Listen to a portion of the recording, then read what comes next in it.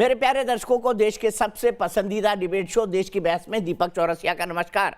कन्याकुमारी से क्षीर भवानी तक, कोटेश्वर से कामाख्या तक, लक्षद्वीप से लेह तक जो सबसे बड़ा मुद्दा होता है उसमें हम आपकी राय जानकर चुनते हैं देश की बहस का विषय।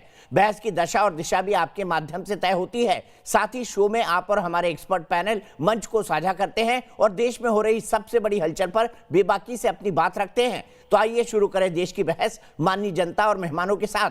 आज आपने देश की बहस का जो मुद्दा तय किया है वो है बंगाल में बम गोलियों की सियासी लीला किसकी। इसे 75% लोगों ने वोट देकर देश की बहस का मुद्दा बनाना चाहा है। बंगाल की राजनीति में मुद्दों और शब्दों की बौछार तो एक तरफ है, मगर इन सबके बीच बम धमाकों और खून खराबे वाली सियासी हिंसा को नजरअंदाज नहीं किया जा सकता। चाहे वो सूबे के मंत्री जाकिर हुसैन पर बम से हमला हो या फिर शुभेंदु अधिकारी के काफिले पर पथराव हो, हालात बद से बदतर हो रहे हैं।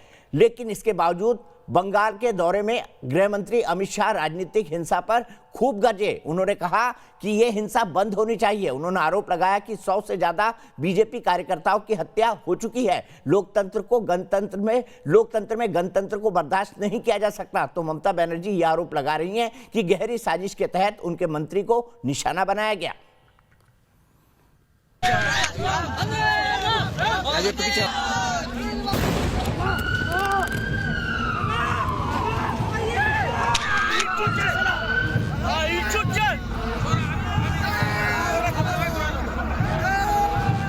ये चीख पुकार किसी आतंकी हमले के बाद की नहीं, बल्कि बंगाल की धरती पर सियासी हिंसा का जीता जागता उदाहरण है। जी हां, बंगाल की राजनीति रक्त रंजित होने के साथ साथ उफान पर भी है। इसलिए 5वीं परिवर्तन यात्रा को हरी झंडी दिखाते हुए गृहमंत्री अमित शाह ने ममता सरकार को चेतावनी दे डाली है। तृणमूल के गुंडों ने हमारे 130 कार्यकर्ताओं को मार डाला है। उनकी शहादत व्यर्थ नहीं जाएगी। और जो गुंडे ममता दीदी की सह पर आज छिप कर बैठे हैं, उनको मैं कहना चाहता हूं, जहां छिपना वो छिप जाओ। भारतीय जनता पार्टी की सरकार बनेगी, पाताल में से ढूंढकर जेल की सलाखों के पीछे आपको डालेंगे। लेकिन ममता दीदी ने भी बंगाल की जनता के सामने हिंसा की साजिश का आरोप विपक्षी पार्टी पर लगाया। আমি এখনই ডিটেইলস ইনভেস্টিগেশনের কথা বলবো না, বলা উচিত নয়। Let the investigation is over. কিন্তু প্রাইমারি যে সমস্ত সার্কামস্ট্যান্সেস যা লোকাল ছেলে মেয়েদের কাছে শোনা যাচ্ছে, তাতে মনে হচ্ছে যে এটা প্ল্যানফুলি করা হয়েছে। ममता सरकार पर भ्रष्टाचार, तुष्टीकरण, बढ़ते अपराधों के दर्जनों आरोप लग चुके हैं।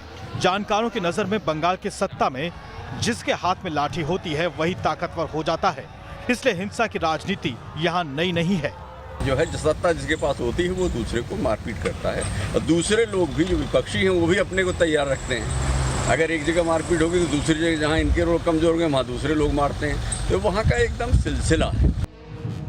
चुनाव की चुनौतियों के बीच बंगाल के हिंसा का डरावना चेहरा खुद सत्ता का साथ छोड़ चुके बड़े नेता भी देखकर दुखी होते रहे हैं। और कुछ नहीं, और मुझसे ये देखा नहीं जा रहा कि हम करें तो क्या सीमित है। इसलिए देश की बहस में आज बंगाल के उस रक्त रंजित राजनीति पर तीखी बहस है, जहां सत्ता की लड़ाई जानलेवा और डरावनी हो चुकी है। आखिर बंगाल में ऐसी बर्बरता क्यों हो रही है? कौन है इसका जिम्मेदार? और देश की बहस में हमारा आज का सवाल इसी से जुड़ा हुआ है। हमारा सवाल है, क्या बंगाल में बिना हिंसा के चुनाव नहीं हो सकता? हाँ या ना में आप अपना जवाब दे सकते हैं। आप हमारे वेबसाइट पर जा सकते हैं, आप हमारे मोबाइल ऐप को डाउनलोड कर सकते हैं, आप हमारे ट्विटर हैंडल का इस्तेमाल कर सकते हैं, आप हमारे फेसबुक पेज पर भी वोट कर सकते हैं। कार्यक्रम के दौरान अगर आपकी कोई राय है, सुझाव है, आप शो में शामिल होना चाहते हैं तो एक छोटा सा व्हाट्सएप बनाकर हम 9711000066 पर व्हाट्सएप कर दें। सीधे अपने बड़े पैनल को खोलता हूं। मेरे साथ अपराजिता सारंगी जी हैं जो भारतीय जनता पार्टी की राष्ट्रीय प्रवक्ता हैं। मेरे साथ शुभाकर सरकार साहब हैं जो कि कांग्रेस लीडर हैं बंगाल के। मेरे साथ बादल देवनाथ जी हैं जो कि एक टीएमसी के लीडर हैं। मेरे साथ विवेक श्रीवास्तव जी हैं जो कि एक लेफ्ट के नेता हैं। इसके साथ ही साथ मेरे साथ बाबुल देवनाथ जुड़े हुए, सुधाकर सरकार भी है। संगीत रागी का इंतजार हो रहा है, लेकिन बादल देवनाथ जी मैं सबसे पहले आपसे ही शुरुआत करूंगा। कहावत बड़ी पुरानी है, जिसकी लाठी उसी की भैंस। तो यहाँ पर लाठी भी आपकी है और भैंस भी आप अपनी बनाए रखना चाहते हैं, इसीलिए हिंसा हो रही है। देखिए दीपक जी, अमित शाह जी बंगाल में आया, कपिल मुनि आश्रम में गया, भारत सेवाश्रम में गया, सब ठीक है, लेकिन माँ गंगा को अपमान करके भाषण दे के चलाया।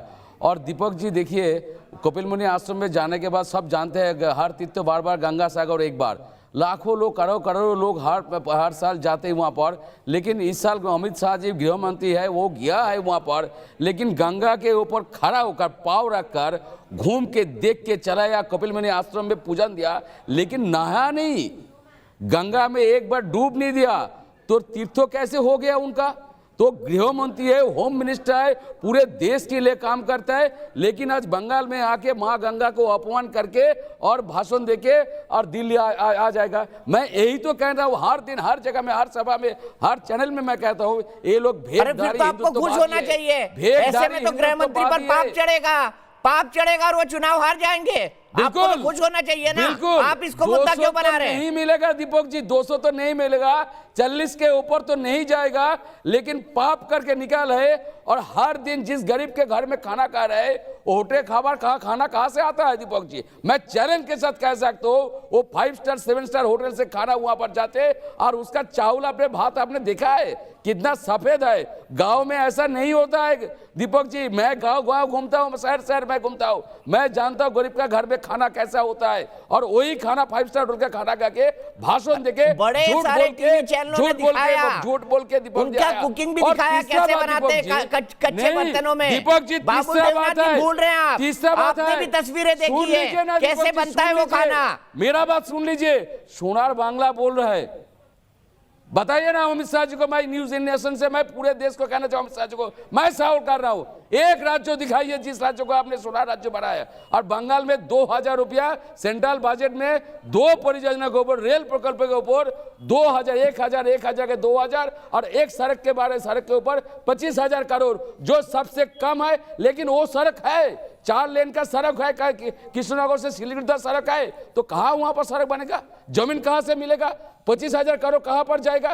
पूरा झूठ कह रहा है। मैं हर दिन तो कह रहा हूं, हर चैलेंज हर सभा में कह रहा हूं, ना डिजिटल इंडिया हुआ, ना 15 लाख का 15 पैसा दिया हर साल, ना 2 करोड़ का नकदी हुआ, ना हाई स्पीड ट्रेन चलाया, ना स्मार्ट सिटी हुआ, ना स्वच्छ भारत अभियान हुआ, ना बेटी बचा बेटी पढ़ा हुआ, गंगा जमुना सरस्वती एक हुआ, ना आज क्या हुआ? पेट्रोल डीजल का दाम हर दिन बढ़ रहा है, हर दिन पेट्रोल डीजल का दाम बढ़ रहा है। महंगाई तो होगा, महंगाई तो और बढ़ेगा। और दीपक जी मतलब आप मान रहे हैं कि मेरी लाठी है, बाबुल देवनाथ की लाठी है, पश्चिम बंगाल में उसी की भैंस होगी। वो उजाला गैस का नाम छोड़ दिया। आप मेरी बात मान रहे हैं कि मेरी लाठी है मेरी भैंस होगी वहां पर? आप बाबुल देवनाथ जी मान रहे हैं मेरी लाठी मेरी भैंस है?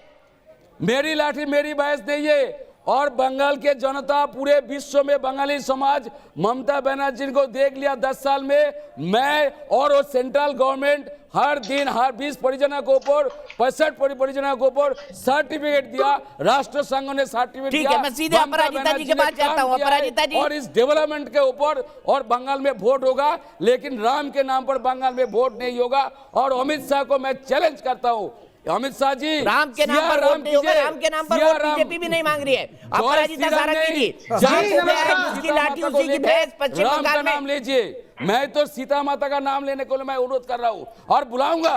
अमित शाह जी जब हार जाएगा ना, वही बिट्टी का बंगाल का रसगुल्ला अमित शाह को खिलाऊंगा। भैया, और धर्म के अलावा कुछ डेवलपमेंट की बात भी कर लिया करो कभी कभार थोड़ी डेवलपमेंट की बात भी कर मुझे बोलने दें। टीएमसी के बंधु या बीजेपी नहीं डेवलपमेंट का बात कर रहे हैं, आप जानते नहीं है विवेक जी, आप जानते नहीं है। आइए ना बंगाल में घुमाऊंगा, कूच बिहार से सिलीगुड़ी तक, सिलीगुड़ी से कूच बिहार, पुणे से बांकुड़ा, हर गाँव में 23 डिस्ट्रिक्ट में 117 पौरसभा निगम के मैं आपकी पुलिस एट्रॉसिटीज कर रही है लेफ्ट के खिलाफ गाँव में ना कांग्रेस और लेफ्ट की वापसी होगी। दिखाइए ना, आप अपनी लड़ाई लड़ते रहिए। पैसा जो बेटी का शादी के पैसा, ये वो लड़का जो शहीद हो गया, सब कुछ जिसके ऊपर आपकी पुलिस ने लाठियां बरसाई हैं लड़कों पे।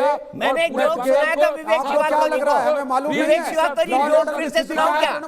विवेक श्रीवास्तव जी, कांग्रेस और लेफ्ट की जीत पर मैंने एक जोक सुनाया था, फिर से सुनना चाहेंगे आप? बिल्कुल सुनाइए। मैं सुनाता हूं आपको। हम ना इंदौर के इलाके से आते हैं, वहां बड़े ट्रक चलते आप हैं। जोक सुनाते रहिए।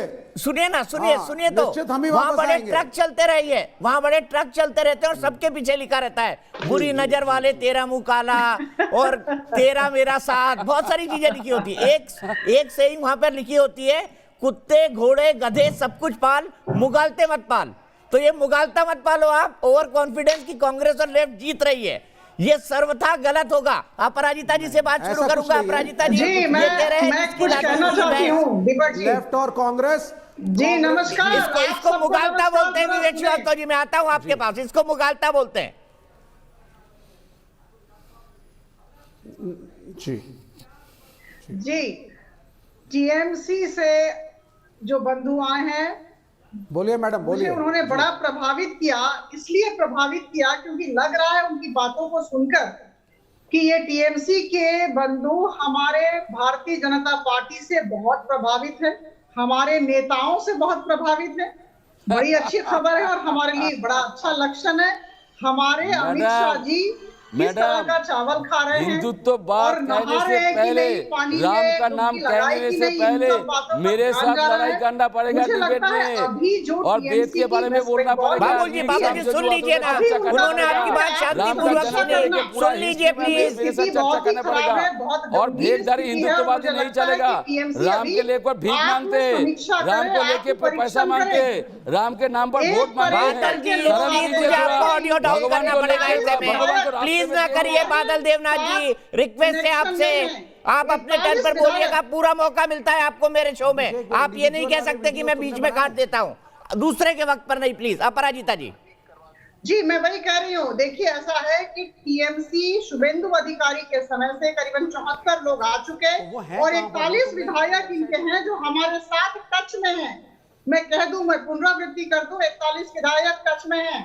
अभी हम उनके एंटीसीडेंट्स का वेरिफिकेशन कर रहे हैं। हम देखना चाहते हैं कैसे व्यक्ति हैं, और हमारी पार्टी में आने की उन्होंने सबने इच्छा जाहिर की है। तो मुझे तो ये लग रहा है कि अप्रैल मई तक आदरणीय ममता बनर्जी जी और उनके भतीजे ही रह जाएंगे टीएमसी में, और सारे लोग चले आएंगे। आपकी पार्टी के अंदर मारपिटाई होगी। जिस तरह अभी तो सबको मुख्यमंत्री पद का लालच देकर के बुला लिया आपने। वेस्ट बंगाल में है, मुझे लगता है ये सब मारपिटाई करेंगे, चाहे शुभेंदु जी हो या मुकुल रॉय। ममता जी के आप समझिए आगे होने क्या जा रहा है आपकी पार्टी में। स्थिति बहुत खराब अभी है। आप मुख्यमंत्री पद का गाजर दिखा के, अरे विवेक श्रीवास्तव जी, इनके यहाँ तो मुख्यमंत्री पद का गाजर देख के लोग आ भी रहे हैं। आपके पास दिखाने को कौन सा गन्ना है ये बताइए।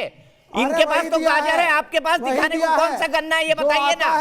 मुख्यमंत्री बता देंगे, इनके पास कुछ नहीं है। आपके पास क्या है? हमारे पास सेक्युलरिज्म का गन्ना है। अच्छा, सेक्युलरिज्म का गन्ना की तलवार है, हमारे पास सेक्युलरिज्म का गन्ना है। सेक्युलरिज्म का गन्ना है, ठीक है, ठीक है। तलवार को तोड़ देगा। संगीत रागी जी, सेक्युलरिज्म का गन्ना चलता है कि चलना बंद हो गया, मार्केट से आउट हो गया, बताइए इनको। संगीत रागी जी, सेक्युलरिज्म का गन्ना है इनके पास। बीजेपी के पास गाजर है मुख्यमंत्री पद की, इनके पास सेक्युलरिज्म का गन्ना है। देखिए, सेकुलरिज्म का इनके पास और कुछ नहीं, सेकुलरिज्म का इनके पास धंधा है। और इस देश में सेकुलरिज्म को धंधे के तौर पर ही कांग्रेस और वामपंथ ने प्रयोग किया है।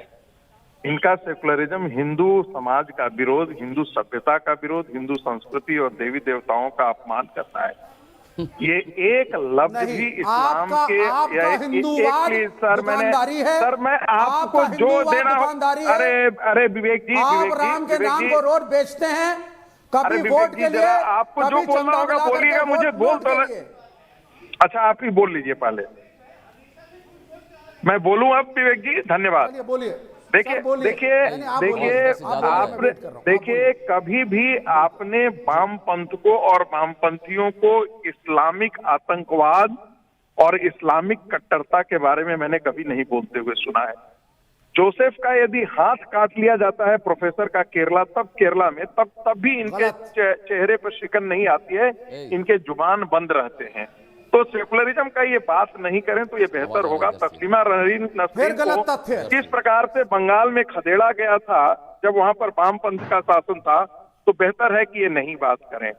यदि बांग्लादेशी मुसलमान आकर के वहां पर बस गए, उनको वोटों के रूप में इनको प्रयोग करने के लिए वहां वो इन्होंने बिठा दिया, तो ये देश के कम्युनिस्ट साथ रशिया ने विश्वासघात था, तालिबान से लेकिन इसे टक्कर इन्होंने ली, सेकुलरिज्म का जामा जिसको दिया। अमेरिका जो कि रही पूंजीवादी ताकत था, उसने खड़ा बंगाल किया। में, रही बात आप पढ़िए 10 थोड़ा सेकंड, इतिहास। 10 सेकंड। अरे भाई तालिबान हम से कौन इतिहास, लड़ा?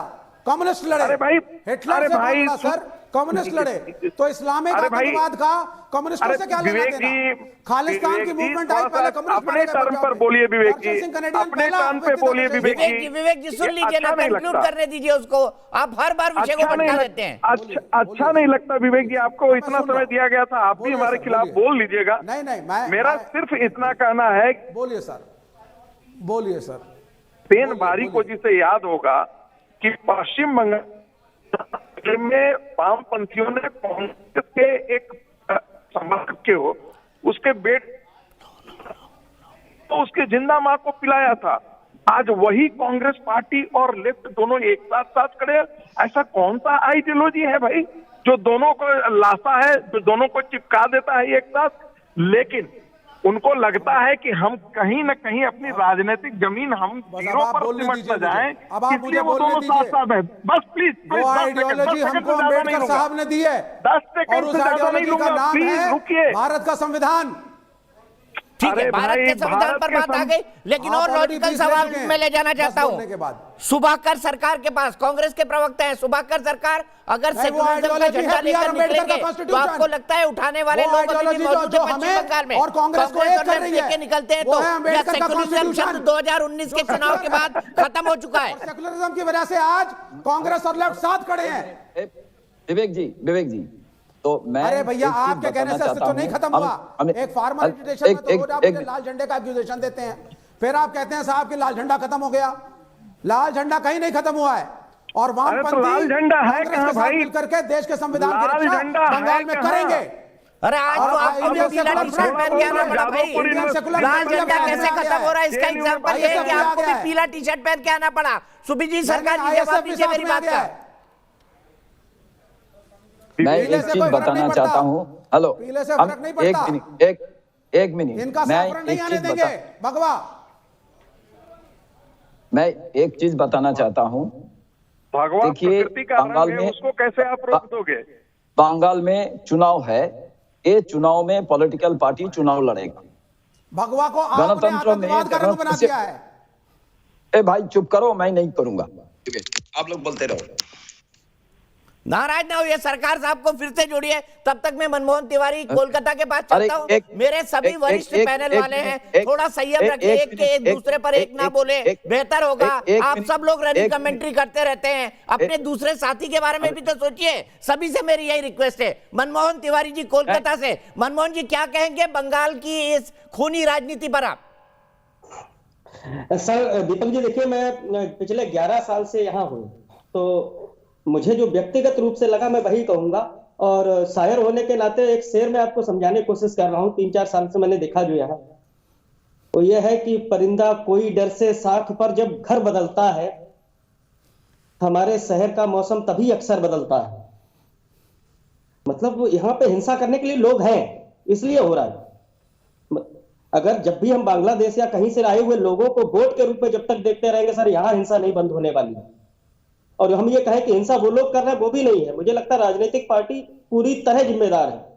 वो इसलिए क्योंकि इसी में एक शेर और था कि ये तो कठपुतलियां हैं जिनकी हरकत पर फिदा हो तुम, कोई अंदाज इनका पर्दे के अंदर बदलता है। बहुत खूब साहब, तो बहुत कहीं ना खूब कहीं शायर जब तक साहब, आपने बिल्कुल सही कहा। और आरोप सीधा राजनीतिक दलों पर है। सीधे चलता हूं मैं शुभंकर सरकार के पास। शुभंकर सरकार जी, मेरे सवाल का जवाब दीजिए। क्या राजनीतिक पार्टी ही अपनी वक्त बचाने के लिए दंगा करवा रही है? यानी बीजेपी भी जिम्मेदार है, टीएमसी भी जिम्मेदार है। जब आप सत्ता में थे आप जिम्मेदार थे, जब लेफ्ट सत्ता में थी तब लेफ्ट जिम्मेदार थी। बताइए।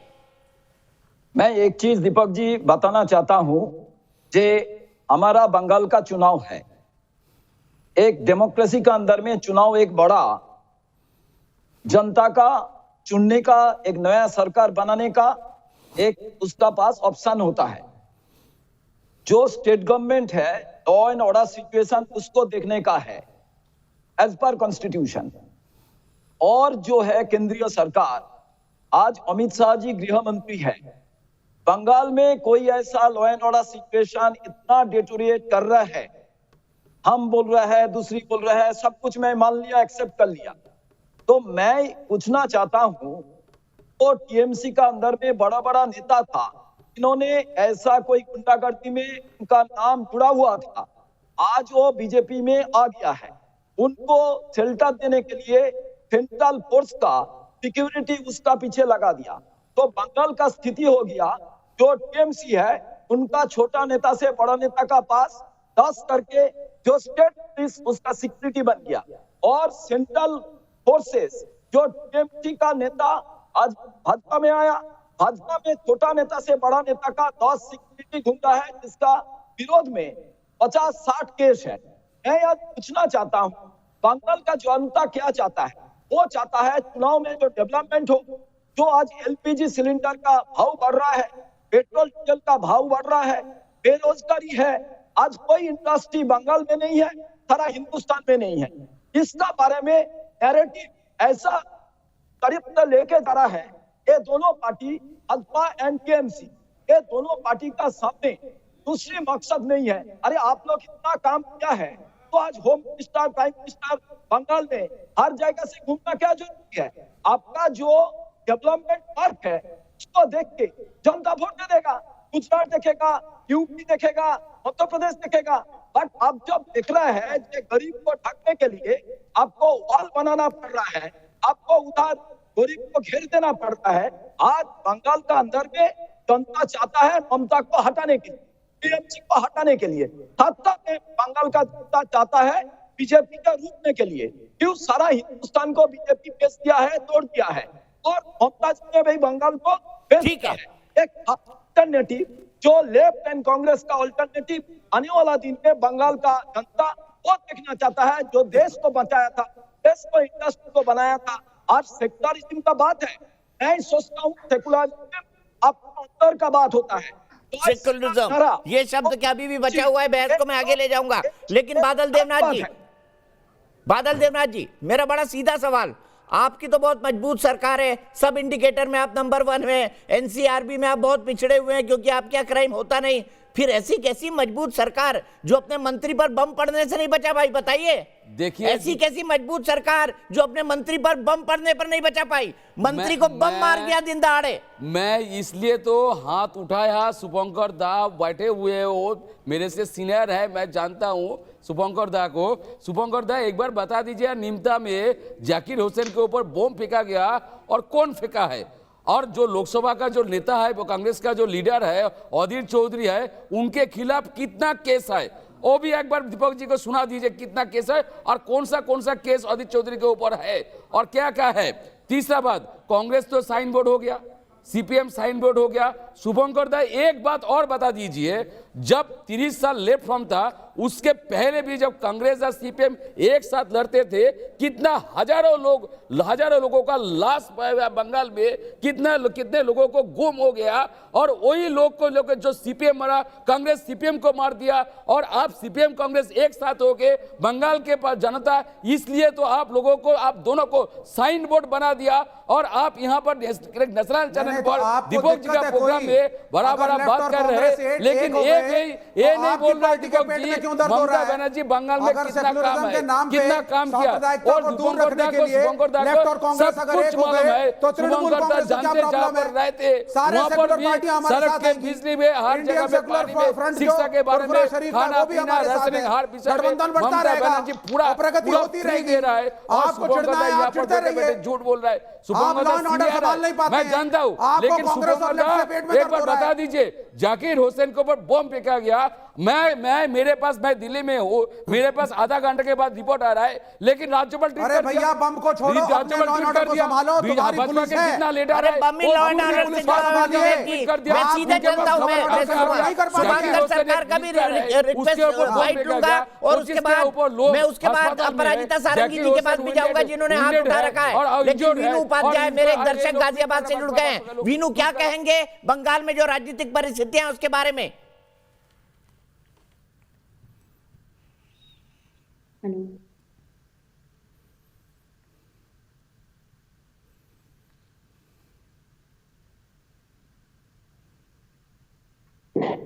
वीनू जी बताइए, क्या कहेंगे जो वहां पर हिंसा हो रही है उसके बारे में?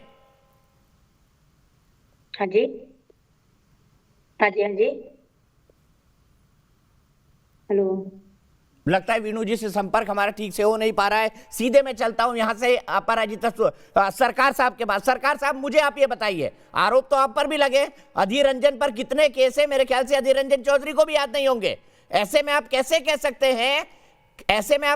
सकते हैं कि बंगाल में जो हिंसा हो रही है वो एक तरफा किसी एक पॉलिटिकल पार्टी के हाथ वाली है? देखिए, मैं एक चीज बताना चाहता हूं, law and order situation as per the constitution वो स्टेट सब्जेक्ट होता है। ममता बनर्जी जी चीफ मिनिस्टर है एंड होम मिनिस्टर है। अधीर चौधरी जी कोई ऐसा गलती किया, उनको जेल में भरना चाहिए। मैं बताता हूं, जेल में उनको भरिए। और जो मंत्री जी का ऊपर बॉम्बिंग हुआ, तो अभी 24 आवर्स हो गया, क्यों स्टेट गवर्नमेंट उसको फाइंड आउट नहीं कर सकता है? और साथ साथ में मैं बताना चाहता हूं, राज्यपाल का भाषण सुनता हूं, अमित शाह जी का भाषण सुनता हूं, मैं तो जानना चाहता हूं देश कौन चला रहा है? देश तो भाजपा ने चला रहा है, रात को ममता जी स्टेट चला रहा है, बम फेंका गया। शुभंकर जी, उसका आंसर पहले दीजिए। मैं बता रहा हूं, तो उनको आज फाइंड आउट करना चाहिए। मैं किसको पूछूंगा? देश का गृह मंत्री को पूछूंगा, स्टेट का गृह मंत्री को पूछूंगा, मैं किसको पूछूंगा? मैं गवर्नर को पूछूंगा, मैं प्रधानमंत्री को पूछूंगा, मैं तो दूसरे आदमी को पूछूंगा नहीं। We are the opposition party, we want to peace. Congress जिसको लीडर बनाया, लोकसभा का लीडर बनाया, वो क्या है आप बता दीजिए ना। कांग्रेस जिसको लीडर जो लोकसभा का लीडर बनाया, उसके खिलाफ 100 के ऊपर केस है। और कौन सा केस है बता दीजिए शुभंकर दा, आप तो लॉयर है ना। मैं तो लॉ भी मैं तो पास किया ना, तो बता दीजिए कितना केस है अधीर चौधरी के ऊपर। ठीक है, मैं सीधे अपराजिता सारंगी जी के पास चलूंगा। अपराजिता सारंगी जी, क्या आपको नहीं लगता कि पश्चिम बंगाल में क्रिमिनलाइजेशन ऑफ पॉलिटिक्स के लिए सब जिम्मेदार है, इंक्लूडिंग आप लोग भी उन्हीं लोगों को छाट के रख रहे हैं टीएमसी से बीजेपी में, जिनके पास मसल पावर है? बिल्कुल नहीं, यह सोच बिल्कुल गलत है। मैं आप सबको बता दूं कि कानून व्यवस्था वहां विफल है, इस बात से हम सब वाकिफ हैं। करीबन 131 बीजेपी कार्यकर्ताओं की हत्या हुई है, हम सब जानते हैं। हर दिन हिंसा के वारदात हो रहे हैं, इससे भी हम वाकिफ हैं। और सबसे बड़ी बात जो मैं ये कहना चाहूंगी, वहां नौकरशाही का राजनीतिकरण हो गया है। ये बड़ी अजीब बात है। Bureaucracy has been politicised. ये सबसे खतरनाक बात हुई है वेस्ट बंगाल में। मैं आपको तो सिर्फ ये कह दूं कि सिर्फ कानून व्यवस्था विफल नहीं हुई है, एक अजीब सी बात हुई है। आपने सबने देखा होगा, अभी जो इकोनॉमिक सर्वे निकला, मैडम खुद गृह मंत्री होम मिनिस्टर वो भी कह नहीं सकते। 130 आप नाम ले रहे हैं, वो 2-4 नाम सभा में लेता है, लेकिन 130 का नाम खुद होम मिनिस्टर नहीं लेता है। आप झूठ मत। बादल देवनाथ जी बीच में नहीं प्लीज, बादल देवनाथ जी। मैडम फंस जाएगा, मैडम खुद फंस जाएगा। गृह मंत्री अमित शाह जी खुद एक से 4-5 नाम लेता है, लेकिन आप 130 का नाम ले रहे हैं। आपके खिलाफ मामला हो सकता है, आपके खिलाफ भी मामला हो सकता है। 130 बोल रहे हैं, 130 लोगों का नाम एक बार बता दीजिए। और मैं आपको बता दूं, कितना लोगों को भाजपा ने मार दिया बंगाल में, कितना लोगों को बंगाल में मार दिया भाजपा लोगों ने। मैं आपको नाम बताना चाहते हैं परिवर्तन हो। और मैं आप सबको ये कहना चाहती हूँ कि देखिए, जब हम परिवर्तन यात्रा निकालते हैं तो परिवर्तन लाने की बात हम कभी भी, हमारी मंशा ये नहीं है कि ममता दीदी चली जाए। हमारी मंशा है कि हम सोनार बंगला तैयारी करें। हम बंगाल को सुधारना चाहते हैं, हम बंगाल में गवर्नेंस मॉडल लाना चाहते हैं। एक राज्य और आदरणीय प्रधानमंत्री जी के वरिष्ठ नेतृत्व से आकर्षित होकर बता दीजिए, बहुत संख्या में टीएमसी के कर्मी हमारी तरफ आ रहे हैं। छत्तीसगढ़ से, तो मुझे लगता है कि दक्षिण भारत में कहा, कौन से दिल्ली में कौन सा राज्य को सोना राज्य बनाया मोदी जी? एक बार बता दीजिए ना, मैं भी सुनना चाहता हूँ, पूरा देश सुन रहा है। कौन सा राज्य सोना राज्य बनाया है? बंगाल में 2000 रुपया देके सोना राज्य बनाएंगे। सेंट्रल बजट में 2000 रुपया, 1000 का 2000 रुपया देश सोनार बंगला बनाएंगे आप लोग। और भारतीय जनता पार्टी के प्रति एक बहुत ही सकारात्मक मनोवृत्ति लेकर पश्चिम बंगाल के लोग आगे बढ़ते जा रहे हैं। तो मुझे लगता है कि अभी कानून व्यवस्था के साथ साथ जो इनका शासन का मॉडल है वो भी पूरा फेल कर चुका है। कानून व्यवस्था और शासन का मॉडल दोनों फेल कर चुका है जी। बादल देवनाथ जी सुन रहे हैं, बड़े गंभीर आरोप है आप पर। कोई गंभीर आरोप नहीं है। मैं इनको मैडम को कहना चाहता हूँ, दीपक जी, 130 लोग उनका बोल रहा है कार्यकर्ता हत्या हुआ। लेकिन खुद अमित शाह आज गंगा सागर में जो सभा किया उसमें 1 से 5 नाम लिया, 130 का नाम खुद गृह मंत्री नहीं लेते हैं। मैं हर चैनल हर जगह में हर समय बोलता हूं 130 का नाम दे दीजिए, लेकिन मैं कह सकता हूं मैं 1 मिनट के लिए सबको रोकूंगा। थोड़ी ही देर के लिए मेरे साथ भारतीय जनता पार्टी के स्टार प्रचारक और सांसद मनोज तिवारी जी जुड़े हुए हैं, सीधे चलते हैं उनके पास। मनोज जी, मेरा सवाल ये है मनोज जी कि आप देश और दुनिया सब जगह जाते हैं, दुनिया में भाषण देने, कैंपेन करने, गाना गाने, आप राजनीतिक प्रचार पूरे देश में करते हैं भारतीय जनता पार्टी की तरफ से। जब बंगाल गए आप प्रचार करने तो क्या क्या सुनाई पड़ता है वहां लोगों से? क्या सुनाई पड़ता है? कुछ एहतियात बरतने को कहा जाता है, ऐसा मत बोलिएगा, ऐसा मत करिएगा, खतरनाक जगह, क्या कहा जाता है बंगाल के बारे में पॉलिटिकल कैंपेन के मामले में? दीपक भाई, बहुत अच्छा सवाल है आपका, क्योंकि मेरा बंगाल से बहुत पुराना रिश्ता है। আমি একটু বাংলা भी জানি, আমার বাড়ি আছে ওখানে, और আমি ওখানে চাকরি করছিলাম, मैं वहाँ नौकरी करता था, और पिछले 6 वर्षों से मैं लगातार पश्चिम बंगाल में प्रचार करने जाता हूँ स्टार प्रचारक होने के नाते। कल का पश्चिम बंगाल का हर जगह से आवाज़ उठता था कि भाई हमको वोट नहीं डालने दिया जाता, वोट डालने में गुंडागर्दी होती है। अगर हमने कह दिया कि हम कमल को वोट देने जा रहे हैं तो फिर हमारे बाद में घर तोड़ दिए जाएंगे, चाकू मार दिए जाएंगे। इसलिए हम लोग डर के मारे भी जो जाते हैं तो हम लोग जो यहाँ पे जो हवा होती है उन्हीं को वोट देते हैं, और उसी के नाते कभी सीपीएम कभी टीएमसी हुआ। आज जब हम जा रहे हैं दीपक भाई, तो हर आदमी हमें पकड़ पकड़ के कहता है बीजेपी आ रही है, बीजेपी आ रही है, और ममता दीदी के तुष्टीकरण से मुक्ति दिलाओ। और हर तरफ जहाँ जाइए ना लोग मुस्कुरा के कहते हैं जय श्री राम। अभी तो एक नया नारा सुन लिया कि हरे कृष्ण हरे हरे हरे राम हरे हरे, और बीजेपी घोरे घोरे। अब मैं जितना मैं पश्चिम बंगाल को जानता हूँ उस नाते ये इशारे हमारे लिए बहुत हैं। और यहाँ तक कि जो अभिनय की दुनिया के लोग हैं, जो लोग कल तक बिल्कुल भारतीय जनता पार्टी के बारे में नहीं सोचते थे, वो भी सोचने लगे नहीं আবার বিজেপি আসবে, আবার বিজেপি আসবে, অমিত শাহকে বলে দেবেন আবার बीजेपी আসবে, जेपी नड्डा जी के बोले देवें, मोदी जी के बोले देवें। मैं समझता हूं ये परिवर्तन अपने आप में इतना बड़ा है जो लोग मिल रहे हैं। पश्चिम बंगाल की बात कर रहा हूं, मैं भी अभी अपनी कमेटी के मार्फत वेस्ट बंगाल घूम के आया, तो कल और आज में जो मैं सुन रहा हूं उस आधार पे हम निश्चित रूप से बताते हैं पश्चिम बंगाल टीएमसी के ये आतंक के राज से, तुष्टीकरण से, करप्शन से, बिल्कुल धार्मिक भेदभाव से परेशान हो के आजिज हो चुका है, और उसको आशा है तो सिर्फ और सिर्फ बीजेपी से आशा है। आप ममता दीदी की पॉलिटिक्स को कैसे देखते हैं, खास तौर पर जब वो जय श्री राम का विरोध करती हैं? सवाल उठता है क्यों करती हैं? और अब उन्होंने नया नारा, जैसे आपने कहा हरे कृष्णा हरे राम, उन्होंने एक और नया नारा दिया जय श्री राम। तो क्या काउंटर पॉलिटिक्स करना चाहती हो भारतीय जनता पार्टी के इन सबसे माध्यम से?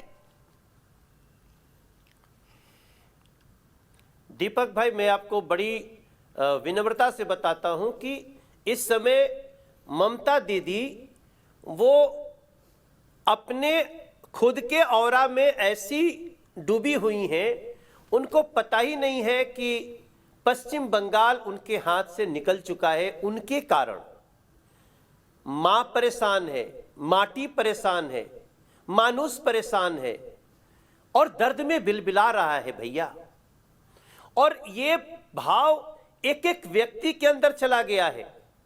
तानाशाही ममता दीदी का जो एक समय था जब उनको कहा जाता था कि ये आम लोगों की नेता है, आज लोग कहते हैं ये सिर्फ और सिर्फ तानाशाह है। मैं एक टैक्सी में एक दिन घूम रहा था, मैं ममता दीदी के घर के बगल से गुजरा, ड्राइवर मुझे बोलता है कि एखाने सोबे बाड़ी ओखान भतीजा किने लिए छेन, माने इधर के सारे घर जो है वो उनके भतीजे ने खरीद लिया है। वो चप्पल पहनती है लेकिन चप्पल पहनने वालों का दर्द उसमें नहीं है, वो सिर्फ बिजनेस में लगी है।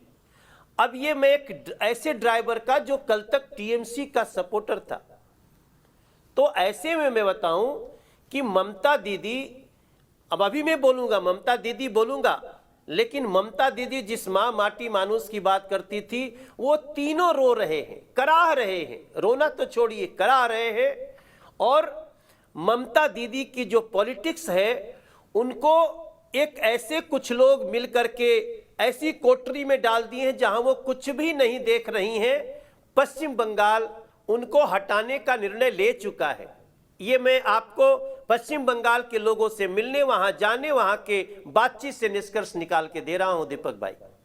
लेकिन ममता बनर्जी तो कहती है कि लोकसभा चुनाव की बात अलग है, विधानसभा चुनाव तो विधानसभा के हैं, मैं नेता हूं, मुझे वोट पड़ेगा। और पिछली बार भी गलती से बीजेपी इसलिए जीत गई क्योंकि सीपीएम ने अपने पूरे वोट बीजेपी को ट्रांसफर करा दिए। इसको हकीकत के तौर पर देखते हैं, इसीलिए 18 सीटें आई लोकसभा में भारतीय जनता पार्टी की। यह दावा था एक बड़े मंच पर ममता बनर्जी का।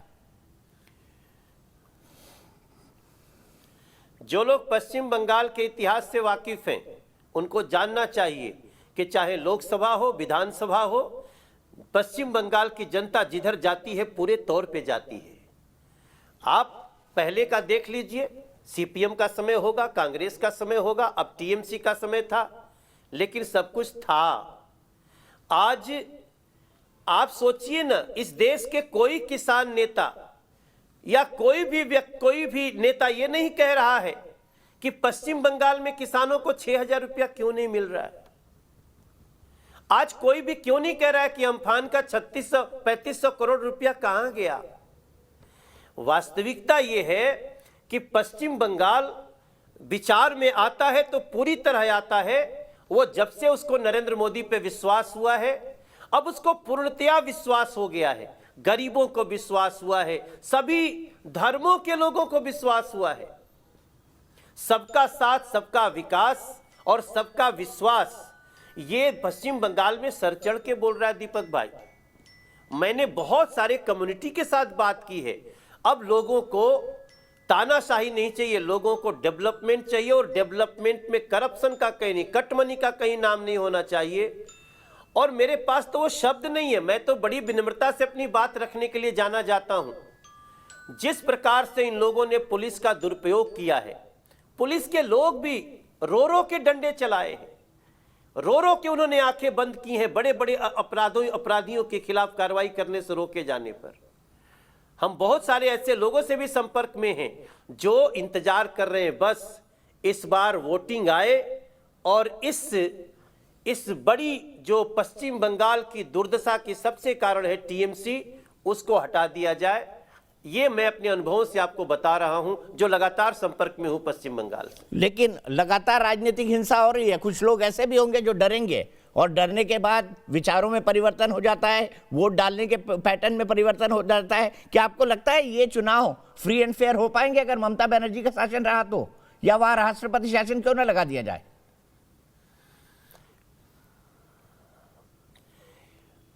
देखिए, आपके इस बात में थोड़ा सा हम दम देख रहे हैं दीपक भाई कि लोगों में भय का वातावरण तो है, लेकिन जब से नड्डा जी ऐसे ऐसे इलाकों से गुजर के और गुंडों का जवाब देते हुए निकले हैं, जब से अमित शाह जी लगातार सड़कों पे चल रहे हैं, गरीब के घर में खाना खा रहे हैं, और जिस प्रकार से लोगों में ये वो विश्वास वापस आया है कि अब कोई डरा नहीं सकता। अब पश्चिम बंगाल में लोग गुंडों को जवाब देने लगे हैं। अब गुंडों का राज नहीं चलने देंगे और उनके साथ केंद्र की सरकार कानून व्यवस्था का पालन कराने के लिए हर तरह से खड़ी है। यह विश्वास हुआ है। यह विश्वास तब भी हुआ था जब सीबीआई के अधिकारियों को वहां की पुलिस ने रोका था और उनको जो सजा मिली उस पूरा देश देखा, आपने भी सबको दिखाया। अब तानाशाही नहीं चलेगी, कानून का राज है। और जिस प्रकार से मैं अमित शाह जी, गृह मंत्री जी को धन्यवाद करता हूं उनको कि उन्होंने बंगाल के लोगों का डर निकाला है, और अब इस आने वाले समय में वो तो 200 का टारगेट दे रहे हैं, मुझे लगता है इससे 10-15 सीट ज्यादा होगी दीपक भाई। अब पश्चिम बंगाल के लोग डर के साए से निकलने लगे हैं और चुनाव आते आते चुनाव के दिन तक पूरी तरह से ये डर समाप्त होगा। आज गृह मंत्री जब शहर के अंदर थे, पश्चिम बंगाल के अंदर थे, तो ममता बनर्जी ने उनको एक चैलेंज किया है और उनका चैलेंज ये है, आप मुझसे छोड़िए, अभी अभिषेक बनर्जी से ही निपट लीजिए। उनके कमेंट को कैसे देखते हैं आप? चुनौती में वो आगे अभिषेक बनर्जी को खड़ा कर रही हैं। देखिए, ममता दीदी, ममता बनर्जी जी वो जान चुकी हैं कि अब खेल समाप्त है। वो तब भी आप देख सकते हैं जब वो कहीं इंटरव्यू में बैठ रही हैं, जिस दिन उनके मुंह से जय सियाराम निकला, मुझे मालदा के उस बेटी की वो रेप और उसकी हत्या की घटनाएं याद आ रही थी। जिस दिन उनके मुंह से जय सियाराम निकला, उनके चेहरे के भाव को मैं देख रहा था। दीपक भाई साहब, दीपक जी, आपने तो बहुत लंबी एक समय श्रृंखला देखी है मीडिया में काम करते हुए। इस समय जो चिड़चिड़ापन है, जो ममता दीदी का बौखलापन है, एक ऐसा व्यक्ति जो भ्रष्टाचार का पर्याय बना हुआ है, वो जो अपने भतीजे का नाम थोड़ा सा मुझे अभी, अभिषेक, वो जो भ्रष्टाचार का पर्याय बना हुआ है, उसको आगे करने का मतलब ये है कि ममता दीदी ये मान चुकी है कि अब मेरा समय समाप्त हो गया है और पश्चिम बंगाल की जनता अब मां माटी मानुष की रक्षा के लिए भारतीय जनता पार्टी की तरफ रुख कर चुकी है। ठीक है, बहुत बहुत शुक्रिया आपका, बहुत शुक्रिया आपका मनोज तिवारी जी, हमसे जुड़ने के लिए और अपने इनसाइट शेयर करने के लिए। सीधे चलता हूं, अपने पैनल को फिर से इंट्रोड्यूस करता हूं। सौरभ सिकदर मेरे साथ हैं, भारतीय जनता पार्टी के लीडर। शुभंकर सरकार मेरे साथ है, कांग्रेस के लीडर। शुभंकर जी, सबसे पहले मैं आपके पास आऊंगा, फिर विवेक श्रीवास्तव जी के पास। दोनों के पास बहुत जरूरी सवाल है मेरे पास, और संगीत रागी जी जुड़े हुए हैं मेरे साथ। सबसे पहले सरकार साहब, मैं आपके पास आऊंगा, शुभंकर जी, और मेरा सवाल यह है कि ममता बनर्जी ने तो परसों एक पब्लिक मंच से यह आरोप लगाया कि कांग्रेस और लेफ्ट इतने डरे हुए थे कि उन्होंने अपने पूरे के पूरे वोट 2019 के लोकसभा चुनाव में बीजेपी को ट्रांसफर करा दिए। तो क्या यह परिस्थिति भी है वहां पर? देखिए, पहला तो एक चीज बताना चाहता हूं, कोई एक डिबेट के अंदर में आधा घंटा बैठा रहेगा, दूसरी का भाषण सुनते रहेगा, अच्छा लगता नहीं है किसी को। मैं भी ऐसा भाषण देते रहे और मनोज जी सुनते रहे, अच्छा नहीं लगेगा। फिर भी मैं बताता हूं दो चीज। जे ममता जी जो बोल रहा है उसका आंसर मेरे को देने का नहीं है, इसलिए जो ममता जी का राज को खत्म करने के लिए हम लोग का लड़ाई है। साथ साथ में मैं मनोज तिवारी जी को, बहुत सेलिब्रिटी है, उनको पूछना चाहता हूँ, मनोज जी, आपने सब कुछ बोला, आपका सब नेता ये टीएमसी का खिलाफ में बोल रहा था ये लोग करप्शन किया, ये जिसका बारे में करप्शन का बात था, जिन्होंने गुलाम रुपया ले रहे थे, उनको तो आपका पास जब आ गया उसका बारे में तो एक शब्द नहीं है। आपको यूट्यूब में लगा के पार्टी ऑफिस में जो आप स्कीम दिखाए थे वो भी तुरंत हटा दिया। और मैडम जो थे इधर, मैडम का सब मेरा पूछना है, ये मैडम का आवाज तब कहाँ गया था? तब हाथरस में एक लड़की का जो जिप कर दिया गया था, उसका सिर दड़ा तोड़ दिया गया था, उसको जला दिया गया था। वो सोनार बांग्ला ऐसे इनमें यूपी का माफी क्या? तो ये बात आज बंगाल का अंदर में जनता जानना चाहता है।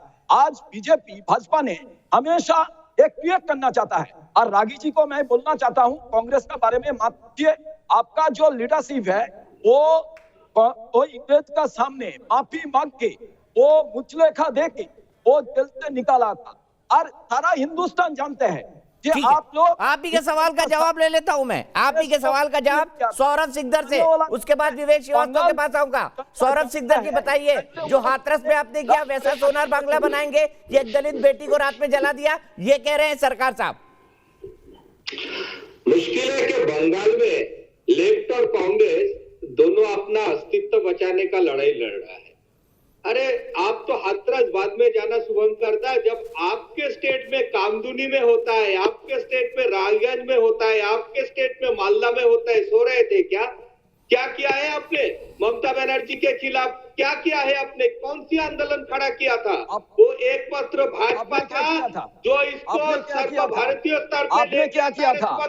आपने क्या किया था? आपके बोलने अरे शिवेंदु को क्या किया? यही कांग्रेसी कल्चर है, एक दूसरे के अंदर कूद पड़ते। आप जब बोल रहे थे आपको सुन रहा था मैं, मैंने नहीं टोका, मैं भी टोक सकता था आपको, मैं भी टोक सकता था। और दूसरी बात है ना,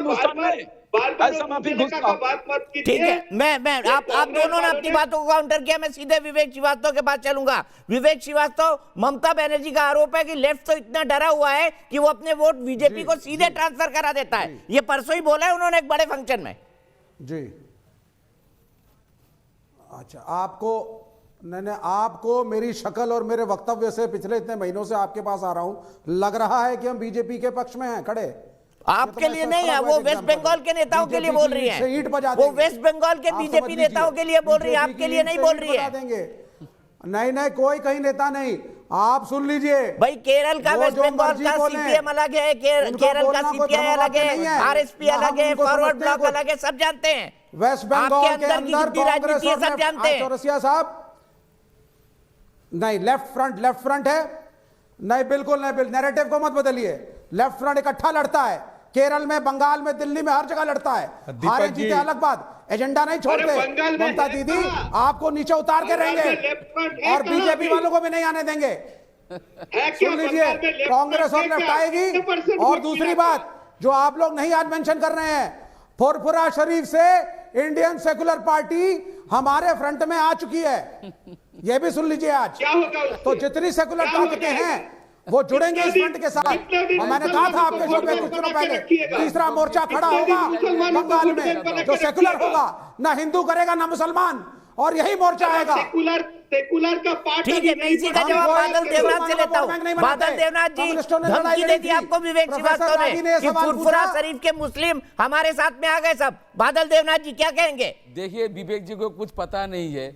अब्बास सिद्दीकी मेरा छोटा भाई है, मैं उसके साथ संपर्क में हूँ। और अब्बास नया दल बनाए 1 महीना हुआ और उसका रजिस्ट्रेशन मिलने में 2 साल लग जाएगा, लेकिन ये लोग फ्रंट में चाह रहा है। तो कितना, देखिए इन लोगों का दिमाग कहां पर चला गया, जो जानते नहीं है पार्टी रजिस्ट्रेशन मिलने के लिए 2 साल लग जाता है। और उसको इंडिपेंडेंट कैंडिडेट होगा और हम इसको कह रहे हैं, मुस्लिम वोट के लिए हमारा न्योता है हर सेकुलर आदमी, हर सेकुलर दल बंगाल का जो हिंदू और मुसलमान की राजनीति से तंग हो चुका है, वो कांग्रेस और लेफ्ट को समर्थन दे।